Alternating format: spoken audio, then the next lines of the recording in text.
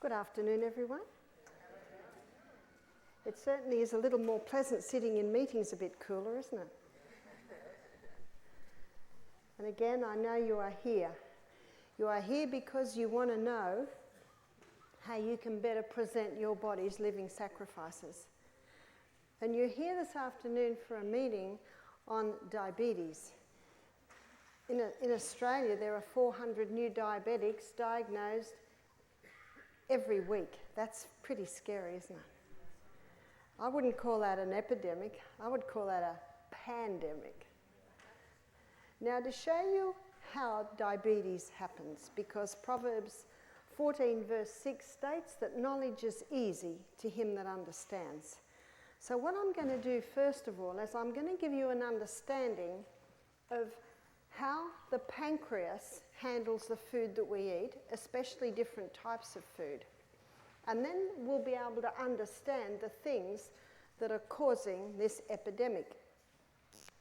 Now, when I looked at the liver the other day, we looked at carbohydrates. And we looked at how they're used in the cell.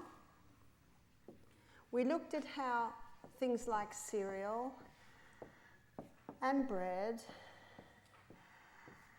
and cakes, etc. You call them cookies and donuts, things like that. And also pasta. And then pretzels. And also pie and pizza. Also rice. Also potatoes.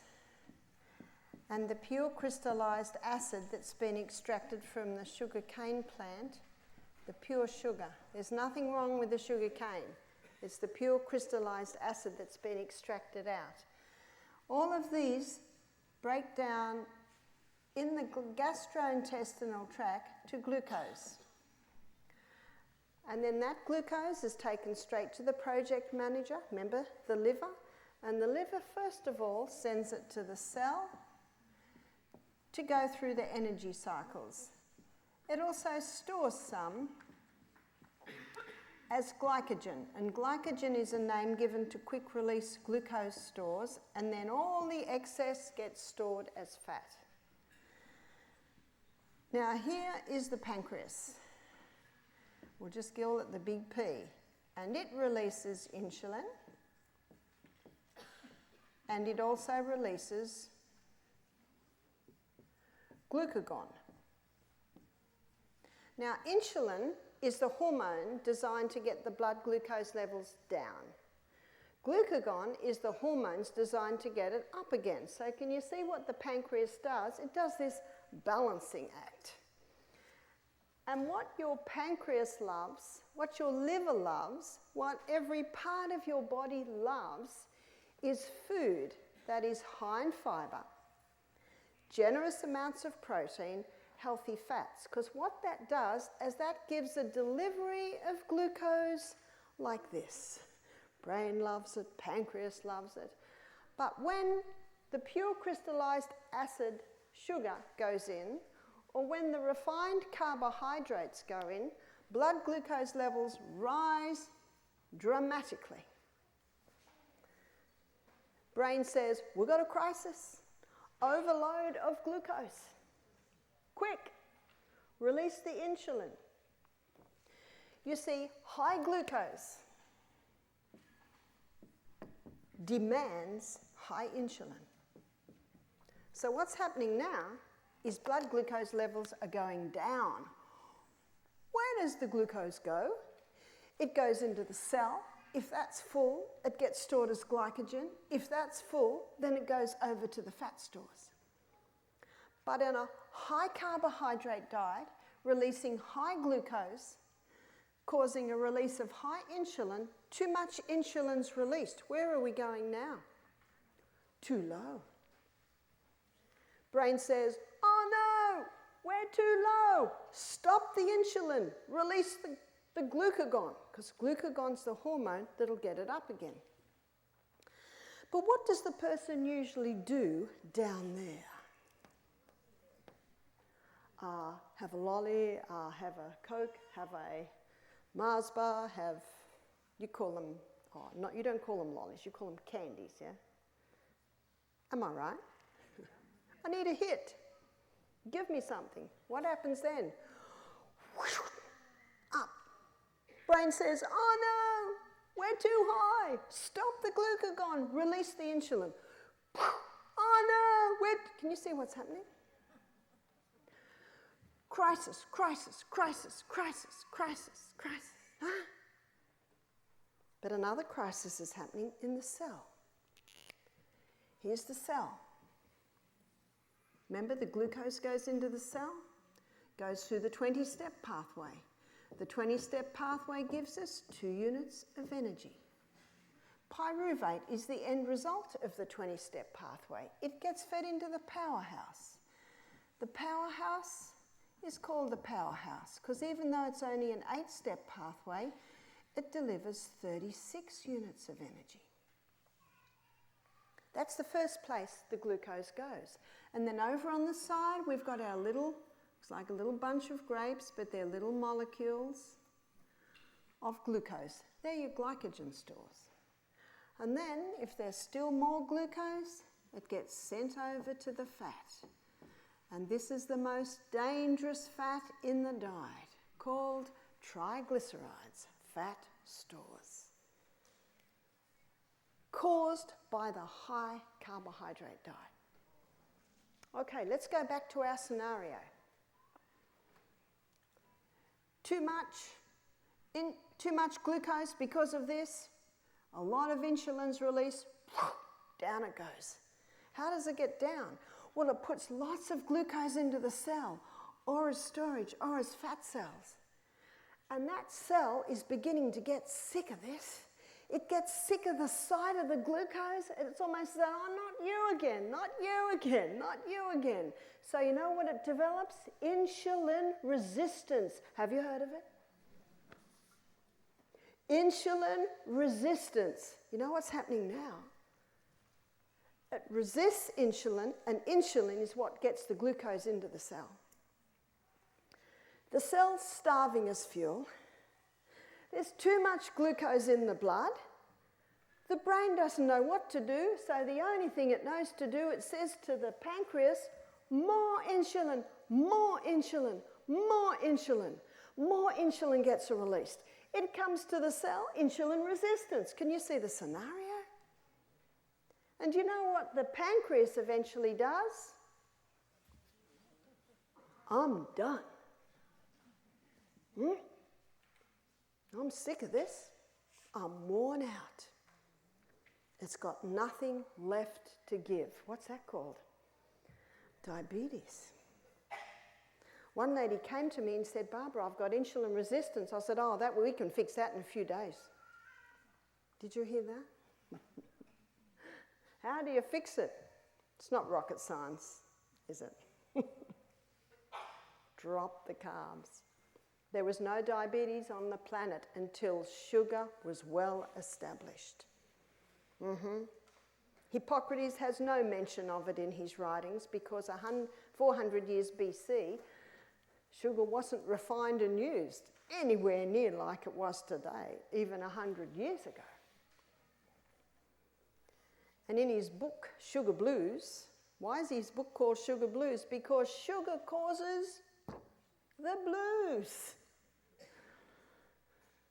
He actually says in his book there were no psychiatric institutions on the planet till sugar was well established. That's quite a statement. Because what does sugar cause? The blues. And our brain only has a 2-minute supply of glucose. So when a person gets a blood sugar level drop, how long before the brain's not working? 2 minutes. This is when the kids are bouncing off the wall. This is when they're scrapping and fighting and being disobedient. You want easy parenting? Don't give them sugar. And tomorrow when we look at the mind, I'll be looking at that even in a bit more detail. So sugar, it's one of the biggest culprits. But something else has come on the scene. Because sugar's been around for a long, long time, hasn't it? Over 100 years. something else has happened. Let me tell you what that something else is. In the 1950s, wheat went through intensive crossbreeding to produce a plant that had a high yield. They wanted to save the starvation crisis in India, Africa, Mexico. Dr. Norman Bulag and his team, they successfully created a plant that only grows this high, has a thick stem, and has a heavy yield. In fact, it only grows so high, some farmers can get 2 crops per season. Very popular. 1970s went worldwide. By the 1990s, every cereal, every bread, every cake, cookie, donut, every pretzel, every pasta, every pie, every pizza, what's it made out of? The hybridized wheat. Yesterday, I showed you the effect on the gluten, but I want to show you the effect on the starch today. Now, the starch that was created in this intensive crossbreeding is called amylopectin A. It's the starch, a type of starch in this hybridized wheat. And that amylopectin A gets the blood sugar level up very quick and very high. Let me give you an illustration. So quick up means quick down. Amylopectin B is found in bananas and potatoes. Now, if you are familiar with the glycemic index of foods, bananas and potatoes, they're quite high. So amylopectin B found in bananas and potatoes, the blood sugar level there would be like this. Not quite as high and not quite as low. Amylopectin C is the starch that's found in garbanzos, lentils, black-eyed beans, all your legumes. That gives a beautiful blood glucose, steady rise, steady down. I'll go a bit further. Which one does every cell in our body want? The nice, steady. What does our brain cell want? Nice, steady, consistent delivery of fuel. I make sure I eat the legumes so I get a nice, steady, consistent delivery of fuel so that I can give you the information that I need to give you. Understanding that, let me show you the glycemic index and show you what this means. The glycemic index, often called the GI scale, is a scale on how quickly the food breaks down to glucose in the blood. For instance, your baseline is 55. Anything above 55 is considered high glycemic index. Anything below is considered low. Let me give you an illustration. Cherries are 26. Grapefruit, 25. And that's why cherries, berries, blueberries, blackberries, grapefruit, great fruit for diabetics, because you don't get this quick, sudden rise. You get a nice, slow delivery. Sugar, whether it's black or white or brown, has a glycemic index of 59. That doesn't surprise us, does it? Refined wheat has a glycemic index of 50, sorry, we've got 59, 69. Refined wheat, that's your white pasta, white bread, white cereal, gets the blood sugar level up higher than white sugar. I'm glad you're all sitting down, because the next piece of information is shocking. Wholemeal. Wholemeal wheat has a glycemic index of 72. See? How could that be? Well, because wholemeal wheat is not refined, it has more amylopectin A in it. So wholemeal wheat gets the blood sugar level up quicker and higher than white. One lady said, Barbara says white bread's better than wholemeal. No. Certainly a wholemeal has fibre. What we're talking about is the wheat, the hybridized wheat. One man sent me a whole treatise on the email saying, Barbara, you're wrong. Jesus called himself the bread of life. Bread, it's very good. I said, yes, the bread in Jesus' day was very good. Very good, you are right. But not today. There are a few books that tell the story, and if you'd like to pursue this more, Dr. William Davis has written a book called Wheat Belly. You might have heard of it. He's got decades of clinical practice up his sleeve, this doctor. Incredible results by stopping the wheat on his patients. But he also gives the research. He also explains the amylopectin, which explains the epidemic we're seeing in diabetes. At our health retreat, I presented this one day, and a lady began to cry. I said, why are you crying? She said, I'm 65. I was diagnosed with diabetes 2 years ago. She said, I do exactly what they tell me. I have wholemeal bread. I have wholemeal pasta. I have wholemeal cereal. And every 6 months I go to the doctor and he puts me on more insulin. What's the definition of insanity? To do what you've always done and expect different results. She knew it wasn't working, but her hands were tied because she knew not what else to do. She said, I am crying tears of frustration because of what I've been through in the last 2 years. And she said, I'm crying tears of joy. You have just solved the puzzle.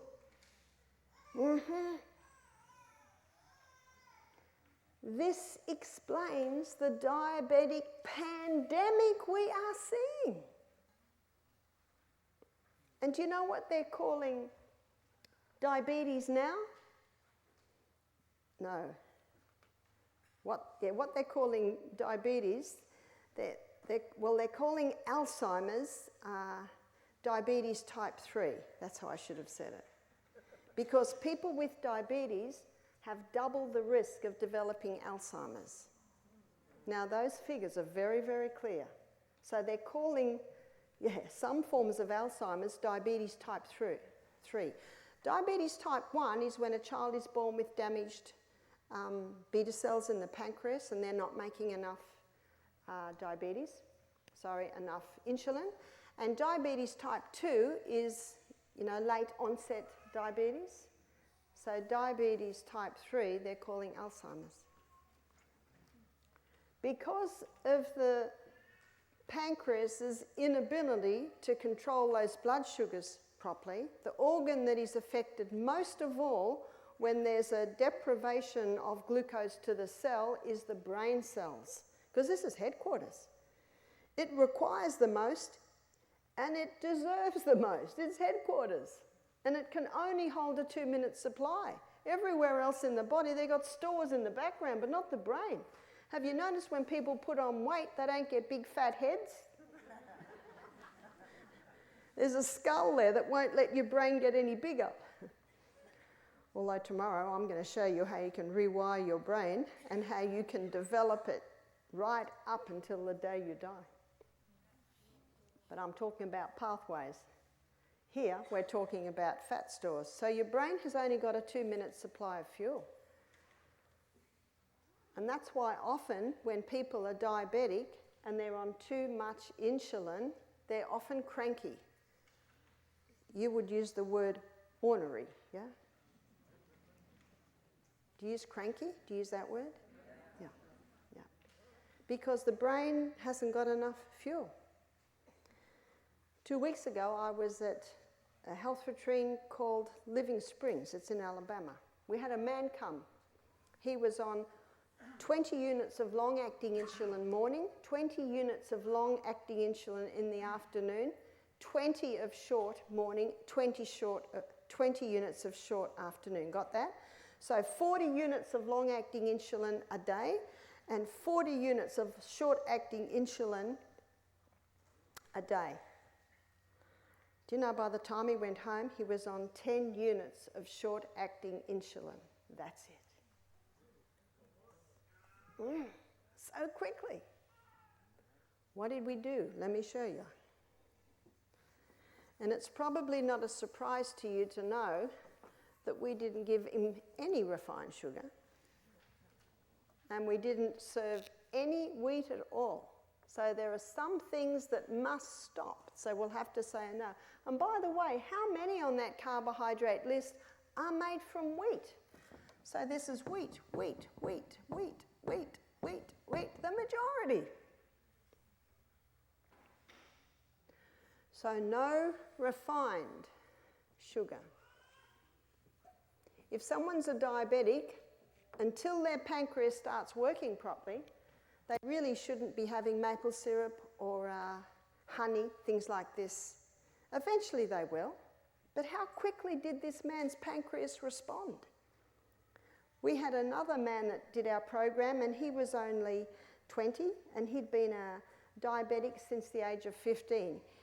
He had a chest cold at 15, and they put him on a very strong course of antibiotics which damaged the beta cells in his pancreas. And unfortunately, the beta cells in the pancreas which produce insulin can be damaged by some medications. You may have heard that. So when he came to us, he was a little overweight, which often is so when someone's on insulin. You see, insulin's got a one-track mind. This is the one-track mind. I must store, I must store, I must store. That's what its role is, to get the glucose out of the blood and into the storage. That's why it's very difficult for someone to lose weight when they're on insulin. And both of the people in these stories I'm telling you were both overweight. So let's go to Dan, the young man. He was with us for 4 weeks. The first night, if he got a blood sugar level low in the middle of the night, he would take I was going to say lolly, I'll say candy, he said a candy, sugar. That would get the blood sugar level up very, very fast, and would always give him a headache because the blood sugar level up just goes up so quick. I didn't know what he was doing. Second week, if he got a blood sugar level low in the middle of the night, he would eat an apple. It takes a long time to eat an apple in the middle of the night, doesn't it? But when anyone gets a blood sugar level low, do you know what that indicates? Too much insulin. You're on too much insulin. Third week, if you got a blood sugar level low, he'd get up in the middle of the night and do 30 push-ups. That would get his blood sugar level up. Where did that come from? His glycogen. Quick release glucose stores, already in the muscle cell, just waiting to be called on. He said to me, why didn't anyone tell me about glycogen? Now I know that your readings are different in Australia, in America to Australia. For us, a blood glucose level normally would be something like 5, 6, 7. Anyway, that's the scale that we have, which I think is different to your scale. I think in your scale, you're looking at 120 is normal, am I right? Something. Pardon?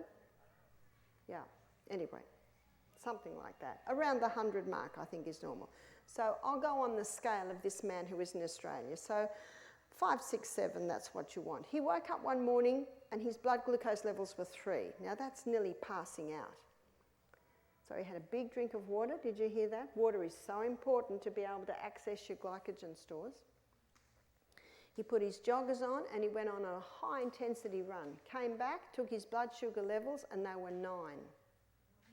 And he'd had nothing to eat. Where did it come from? It came from his glycogen stores, quick release glucose stores, already sitting in your muscle cell. So that's why it's so important is exercise. So first of all, let's look at what should never go in is refined sugar and wheat. The wheat must stop. Have you heard that this week? Have I mentioned that before? The wheat must stop. You can get some ancient grains that are from the original wheat. They're called spelt and kamut and teff. You may have heard of some of them. Another thing that must stop is caffeine, because caffeine causes insulin response. And how many Americans wake up to these three? And the other is dairy. Now, in the book, The China Study, he explains this, and I've read it from a few authors. When a person's having dairy, and they don't quite have the enzymes to break it down, then partially digested molecules are getting into the gut, then into the blood, and the blood sees it and it produces antibodies to wipe them out, and they do.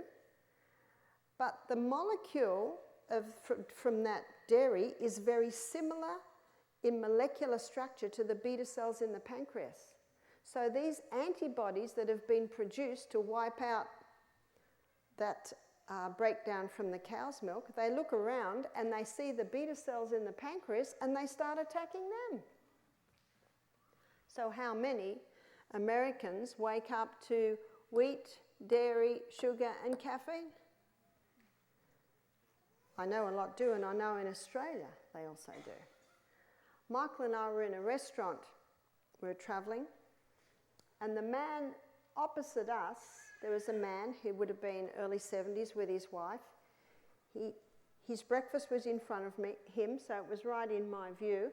He had a bowl of cereal, he poured milk on it, then he opened a sachet and put sugar all over it, and then he had some white bread there, and he had margarine because he wanted to be healthy, got that? And then some jam on top, and then he had a glass of orange juice and a cup of tea, and in the tea or coffee went more sugar and the milk. And just before he started his breakfast, he opened a little black bag, got a syringe out, pulled his top up and injected himself. And I cannot say a word, can I? It's like he has no right to come to my plate and say, "You're eating too much pineapple and pawpaw." I have no right.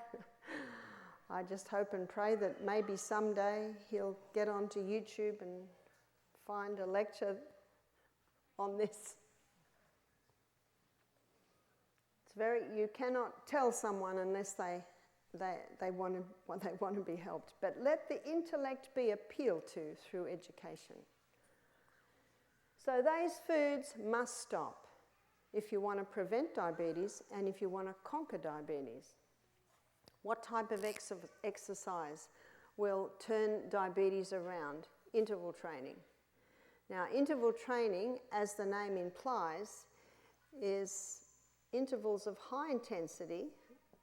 What's high intensity? This is running for your life. This is running as fast as your legs can carry you.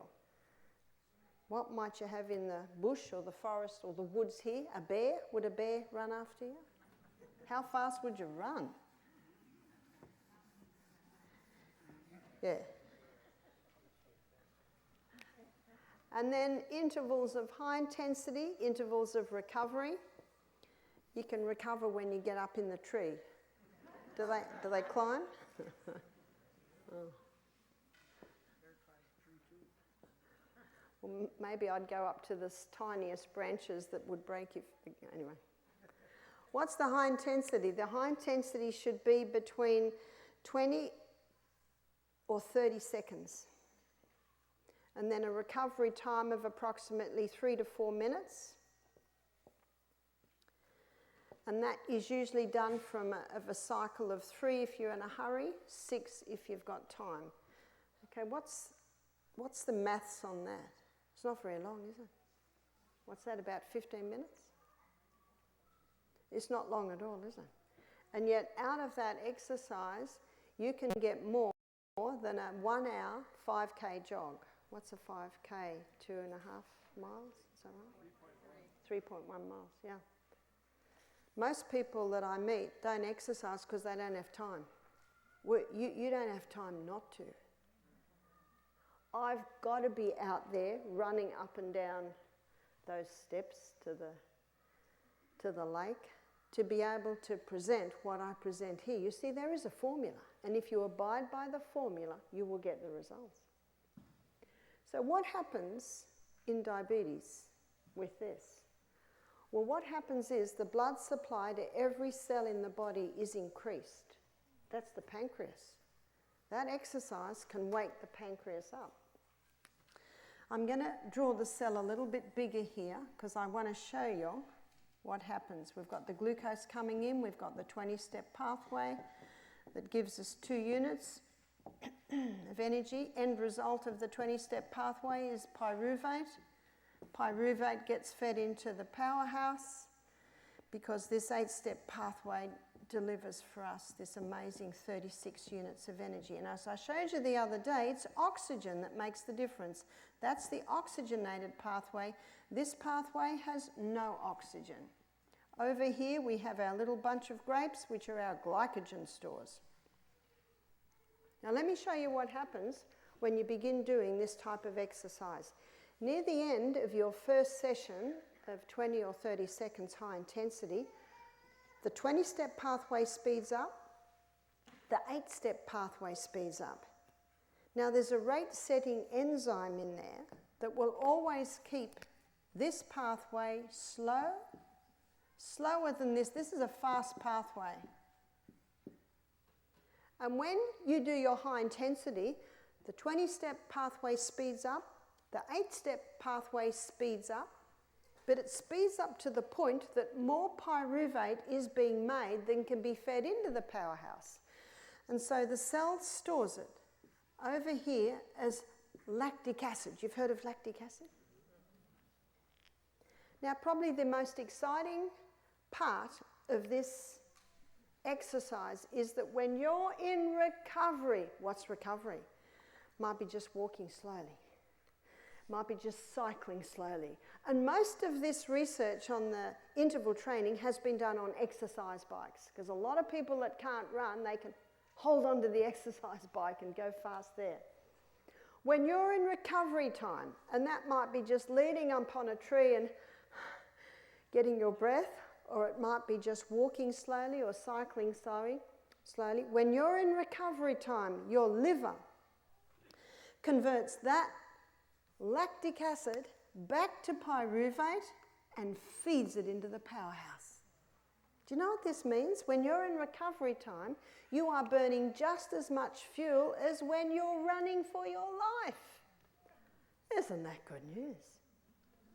Okay, students, what would happen if someone did a 5K jog, 3-mile jog, without breaks? What's happening to their lactic acid? It's building up. And it gets sorer and sorer. You look at children when they play, it's all interval training. Bursts of energy, that's on the soccer field, on the basketball court. There are periods of high intensity, periods of recovery. When I was a little girl, we played hopscotch. Periods of high intensity when it's my turn, then periods of recovery when it's not my turn. Skipping. Periods of high intensity when it's my turn, then someone else's turn, and I'm having recovery time. You go to the African plains, no animal jogs. Have you noticed? They either run for their lives or they stop. Interval training. Do you know, we've got to watch the kids. Do you know what kids breathe with? Their abdominal muscles. So should we. Do you know what kids do? They run everywhere, then they stop. So should we. How do kids run? Do they run on their heel? You try running on your heel when you've got bare feet. Your body won't let you. But what Nike and Reebok have done, they've padded those heels up so we heel strike. Do you know, heel strike's very dangerous for your pelvis, for your lower back, for your hamstrings, your Achilles. Watch the kids. We should always run on our toes. God designed our foot so that the ball of our foot and our toes and all those little bones will take the weight. They're like shock absorbers, but not the heel. Not the heel. A friend of mine, he was a runner when he was 20. He said, he's 40 now, he said, they've changed their mind. He said, when I was running in my 20s, we had to heel strike. They've changed their mind. Now we have to toe strike. When are they going to make up their mind? I read a book about this, and they cited Bibi Bikila. He was an African who won gold in the 1960 and 1964 Olympic Games. He was a barefoot runner. Oh, Nike and Reebok weren't happy. When you buy joggers, you should be able to bend the sole over like that. Go for your thin soled. When I started running on my thin soled, my legs ached. You know what that told me? I'm using totally different muscles. We've got to go with God's design. God's design of the body. This type of exercise, it boosts that cell to run more effectively. Whether that be a brain cell, whether that be a liver cell, whether that be a pancreatic cell. Can you see how it wakes the cell up? Now, when we're getting to the second and third set of high intensity, we're using up all our glycogen stores. And so now the body goes to using up the fat stores. That's why it's a powerful way to lose weight. But something else is happening. Because this cell is crying out for more fuel, more oxygen, the cell actually develops extra receptor sites for insulin. So you can turn insulin resistance around incredibly fast. I would endeavour to say within a week. How do you turn it around? Number 1 and number 2, they are the most powerful. So exercise is a not negotiable. You just got to find out how to do it. Often the exercise bike is the easiest because you're holding on. Swimming. You didn't bring your exercise bike with you? Well, there's a lake down there and the water's quite nice. In fact, this morning it was colder out than in. And there's some trusty lifesavers there. Number 3, water. From the neck down, we're 75% water. From the neck up, we're 85% water. And there's no storage tank on the back, is there? The only water that goes in is the water we put in. Here is the water loss in a day. So water loss in a day, 1.5 quarts out of your kidneys, 0.5 quarts out of your skin, 0.3 quart out of your colon, 0.2 quart out of your lungs. So that equals 2.5 quart loss in a 24-hour period. We must replace the 2 quarts. The other half a quart can come in the fruits and vegetables that you're eating with your meal. It can come in through herb teas, maybe a vegetable juice. But it's a not negotiable, must be. And depending on your size, if you're as big as me, you can have 2 quarts. If you're bigger than me, you need a little bit more. If you're working out in the yard all day and you're perspiring a lot, you'll need a little bit more. So approximately 2 to 2.5 quarts per day. And there is a way to access that water more effectively. Sip it little by little by little through the day. Wake up in the morning, have half a glass. Get dressed, have another half glass. Go to the bathroom, come out, have another half glass. Do your Bible study, have another half glass. Pray, another half glass. Maybe pray, then Bible study. I usually wake at 5 and I walk at 6. That's usually my habit. And I eat at 7. So I find most of the time I'm able to drink almost a quart before I eat.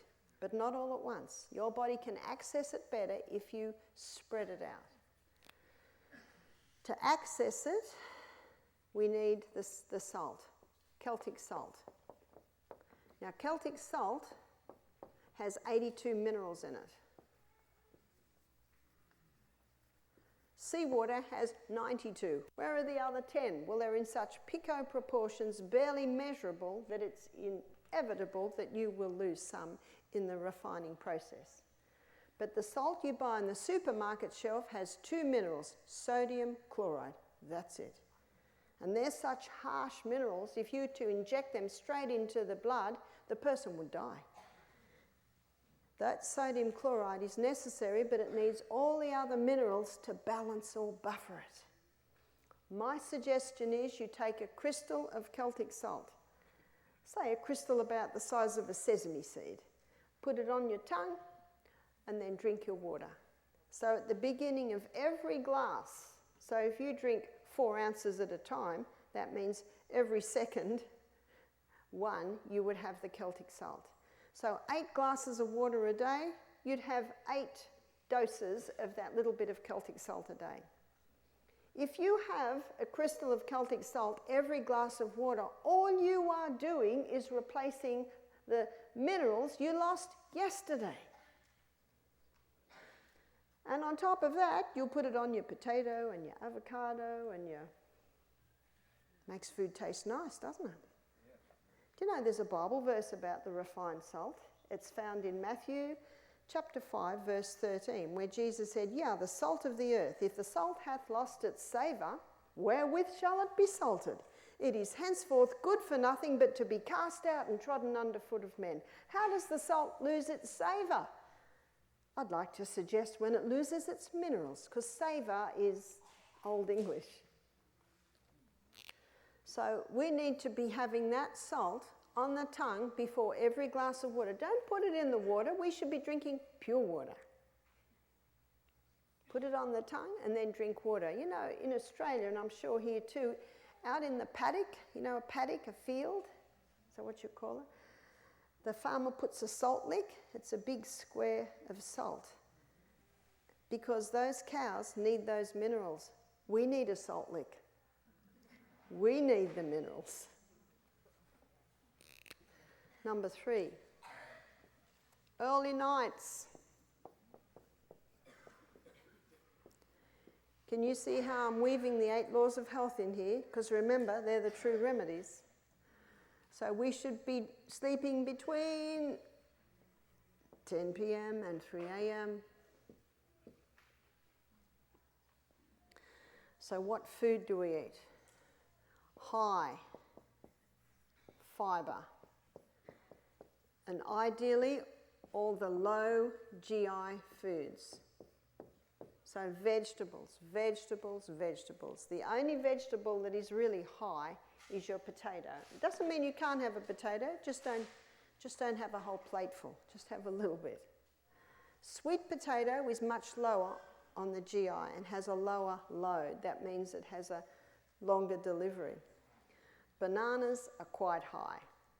So let's look at a banana and a cherry. How come a banana's high and a cherry is low? Well, with the naked eye, you cannot tell the difference. But under a microscope, the banana has a very loose fibre structure, so the glucose is released quickly, whereas the cherry has a tight fibre structure, and so the glucose is released slowly.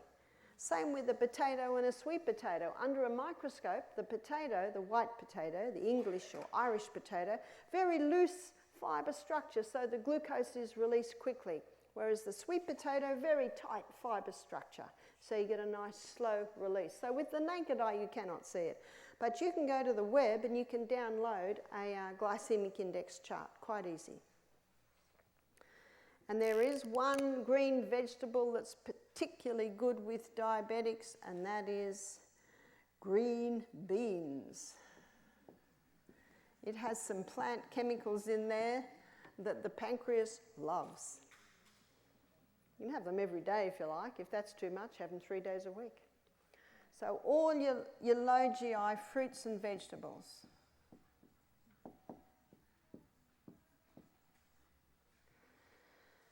Generous proteins. I met a man last week who'd conquered his diabetes at a health retreat. I think it was at Wildwood Health Retreat. This is 20 years ago. He said, I was told to eat a lot of legumes. So what are legumes? Garbanzos, black-eyed beans.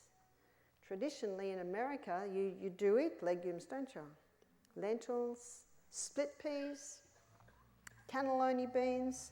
So they're all your legumes. Soy, as long as it's not been genetically modified. Nuts, seeds. They are also high in fibre. Legumes are only a problem if they haven't been soaked or they haven't been well rinsed.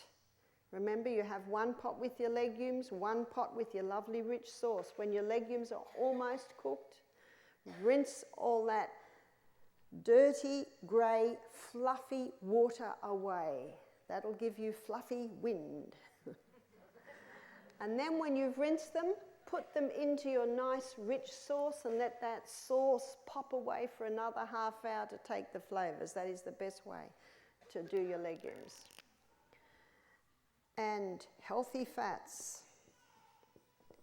And yesterday we defined healthy fats. Healthy fats are in your nuts, in your seeds, in your coconut, in your olive. So olive oil and coconut oil. In fact, we have got several thousand years of very scientific proof, which is life results, for the coconut oil and the olive oil. God sanctioned the olive oil when he put it in the woman's cruse who was feeding Elijah. Remember in the time of no rain? Remember the Bible stories? I've read them thousands of times to all my children and all my grandchildren. I think I know them off by heart. And how the little boy runs in every morning to check the cruse and the oil is there again. God put the oil in the cruse. God sanctioned the olive oil. Olive oil must be first cold pressed, extra virgin, so that the double bond is not destroyed. Those who were here yesterday, then you know all about double bonds, don't you? And the coconut oil. It's a saturated fat. Saturated fat is an amazing fat. If you want to check out coconut oil, Dr. Bruce Fife has got several books on the coconut oil. And yesterday, remember I talked about the coconut oil and how your liver converts the short and the medium chain fatty acids to ketones. And ketones are neurohealers, neuroprotectors.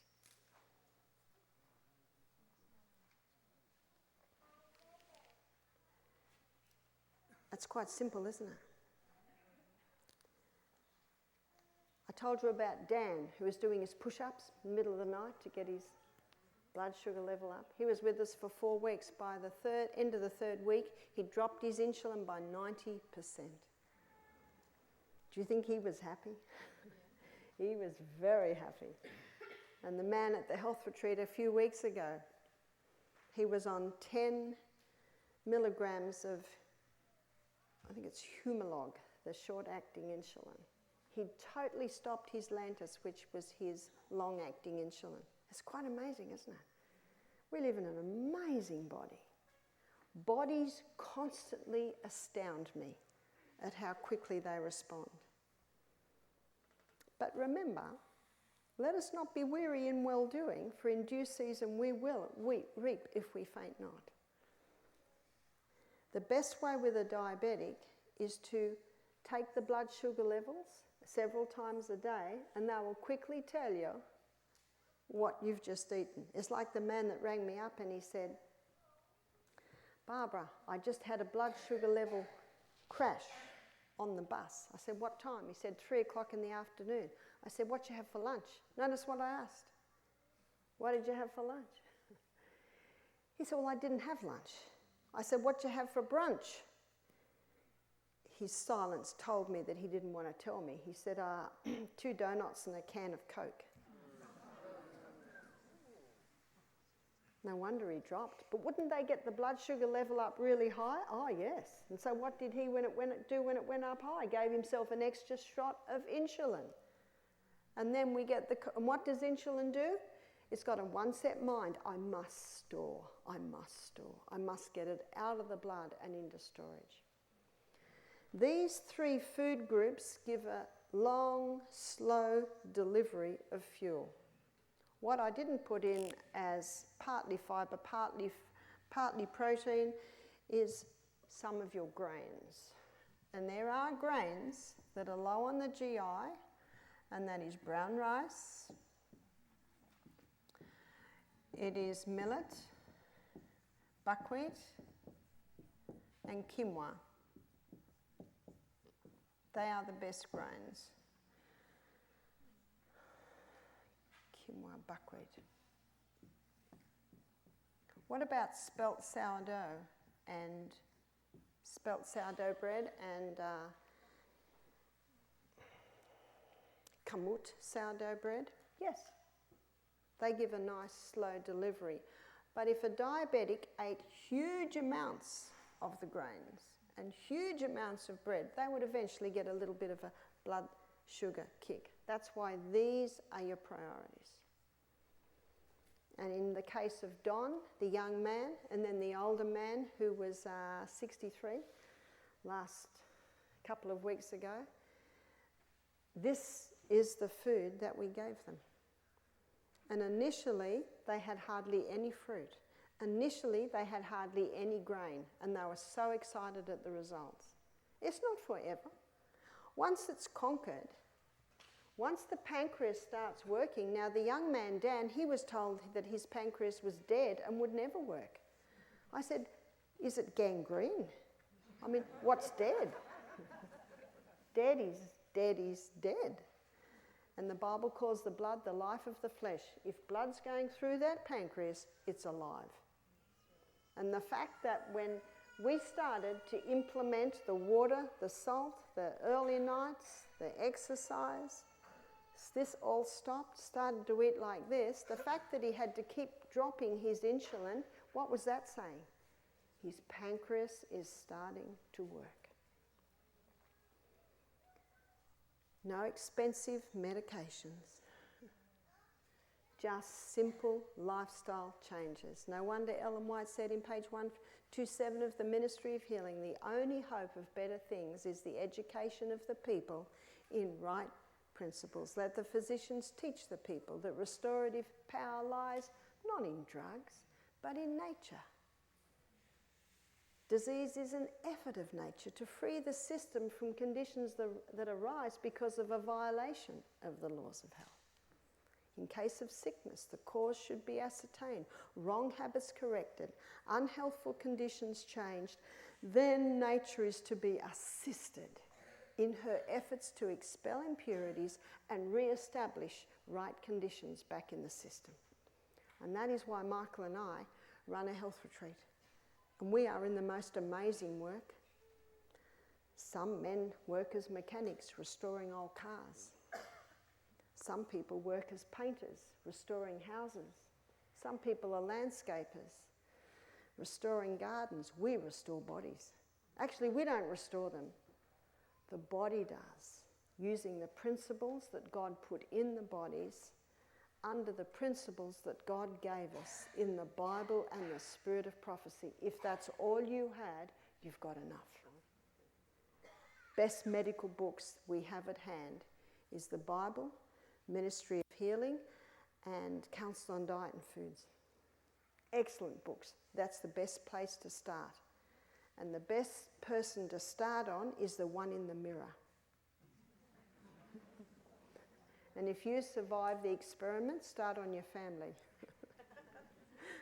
I've had kids say to their mum, "Mum, you're happy now." Let us close with prayer. Father in heaven, thank you so much for showing us. Thank you so much for teaching us. Thank you so much for Psalm 32 verse 8, where you have promised that you will instruct us and that you will teach us in the way we should go. You will guide us with your own eye. Thank you, Father. We pray these things this afternoon in the mighty name of Jesus. Amen.